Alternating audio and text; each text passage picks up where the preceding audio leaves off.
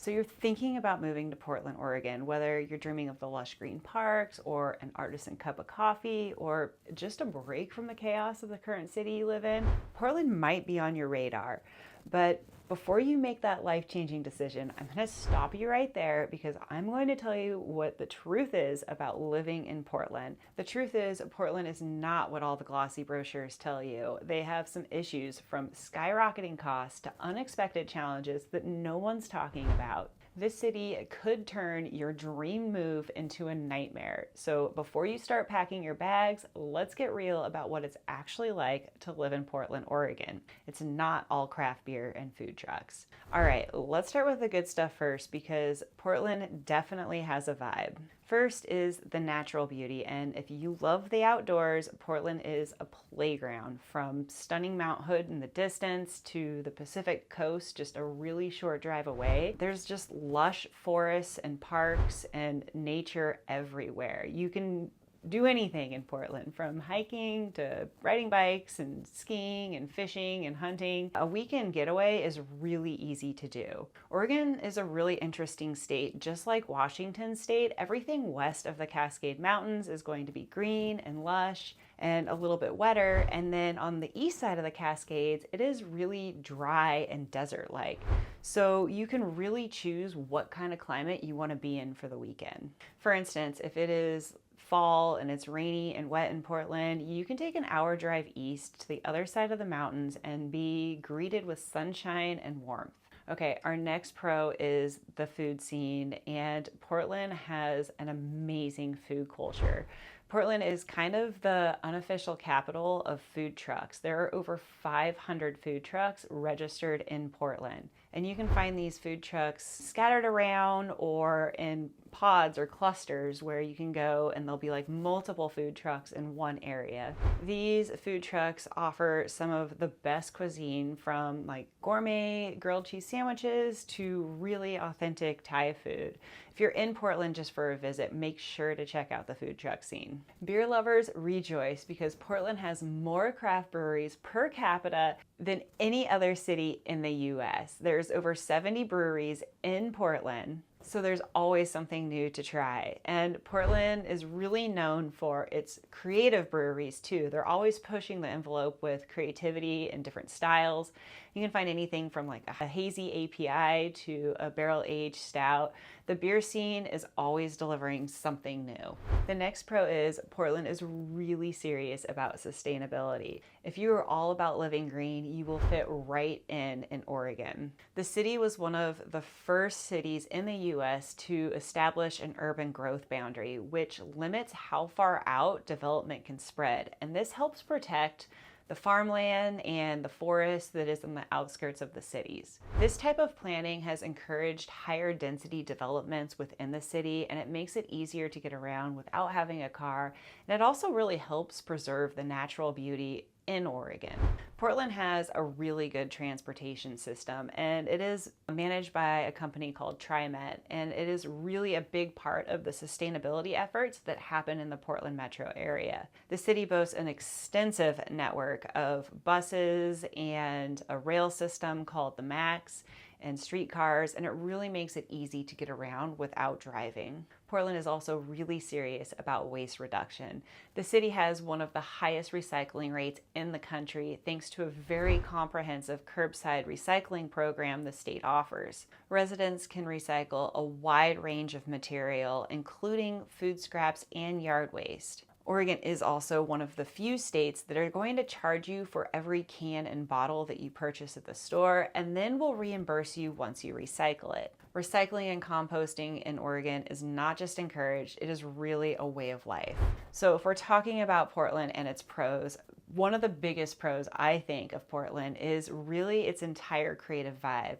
The phrase "keep Portland weird" is not just a slogan, it is definitely a way of life in the Portland area. The city really embraces like quirky, offbeat culture, which really reflects like how creative the city is. The city has some really out there events such as the World Naked Bike Ride and the Portland Adult Soapbox Derby and Voodoo Donuts, which is a shop that just has some crazy donut creations. This all contributes to the offbeat vibe of Portland. The quirky culture in Portland really, encourages creativity and just self-expression, and it just kind of gives it its own feel. Portland is just a place where you can be yourself no matter how weird you are. The city also offers a thriving music scene, and it has everything that you can think of, from indie rock to punk to jazz to classical.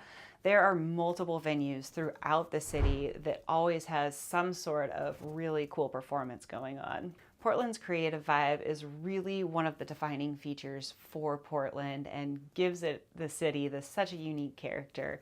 It's just something you don't find in any other city across the US. Make sure to give this video a thumbs up for keeping Portland weird. But hold on, Portland is not all sunshine and rainbows. Actually, it's mostly rain. Let's talk about the weather. And if you're not into rain, you might want to reconsider Portland. Portland is known for gray, drizzly days. Yeah, this is what keeps everything green, but the long winters might get you down. Portland's winters are generally mild compared to the rest of the US. However, what it lacks in freezing temperatures, it makes up in rainfall. Portland sees on average 155 days per year with some sort of precipitation. And even worse than the rain is the gray skies. Portland sees an average of 222 cloudy days per year. The average temperatures in Portland in the winter are somewhere between 35 and 50 degrees. It does drop down into the freezing temperatures, and you can expect some snow a little bit occasionally in the wintertime. From time to time, they will have a big snowstorm, but what is even worse in the Portland area than the snowstorms is the ice storms. And that is when freezing rain comes in and it coats everything, and it gets really heavy and it rips down power lines, and it'll close down the city for days at a time. The next con is kind of a big one, and this is why I have not moved back to Oregon. And that is because of the affordability. Portland used to be affordable, but those days are long gone. Housing prices have really shot up, and even worse than home prices is rent. So if you're moving from a more affordable area like the Midwest, brace yourself because you're gonna see some sticker shock. The median home price in Portland is actually over $500,000, and that might get you into something that probably is going to need some work. Remember that Portland has these urban growth boundaries, so it really densifies the housing and it makes it really hard for new homes to be built. Ultimately, this is pushing the home prices up further and further. The property taxes effective rate is about 1.1%.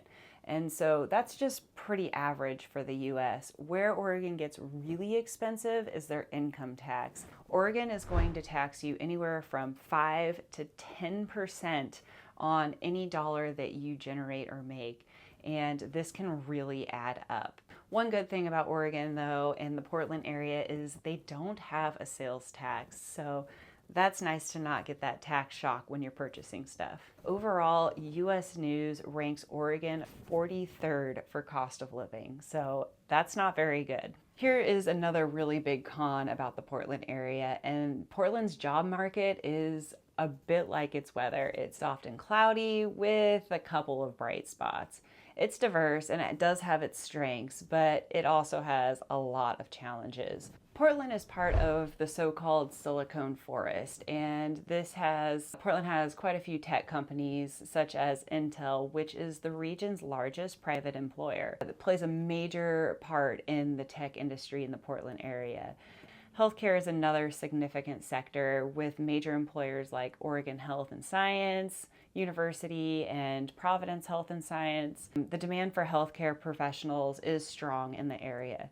Despite some of these strengths, though, the job market is also pretty competitive in the Portland area. There's a lot of people moving into the area, and they're all going after these tech jobs, and it's just not as easy as what you might find in some other areas. And on top of all of that, the tech jobs in Portland actually pay less than what you're going to find in Seattle or San Francisco. For instance, a tech salary is going to be somewhere between like $70,000 and $120,000, depending on the role and your experience level. I would recommend trying to find a job in Portland before you move to Portland. Okay, and then there's traffic. Traffic is a whole nother issue with Portland, and Portland used to not be that bad with traffic.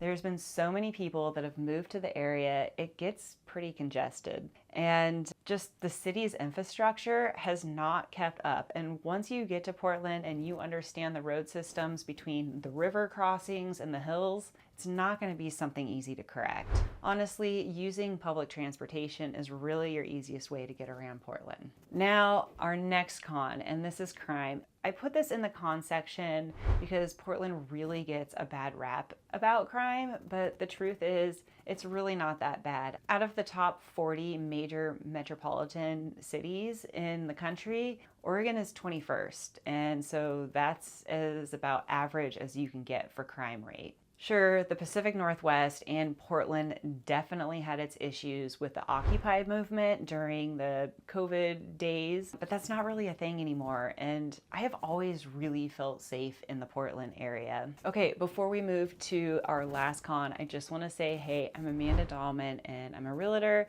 If you're thinking about moving to the Portland area, I've got some really great, trustworthy, and reliable agents in the area, and I would love to connect you with them. All right, and finally, our last con of Portland, and that's the political climate. I know, I just said it. It doesn't matter which side or which party you're with, Portland has very strong opinions on everything. It's part of the culture.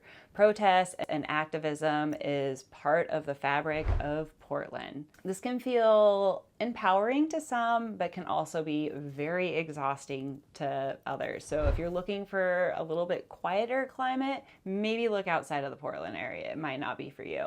I'm not going to really dive any deeper into this, and I'll just let the comments speak for themselves on this one. So there you have it. That is the pros and cons of living in Portland. And if you think that the pros outweighed the cons, I would love to help you get in touch with a real estate agent in the area. And thank you for joining.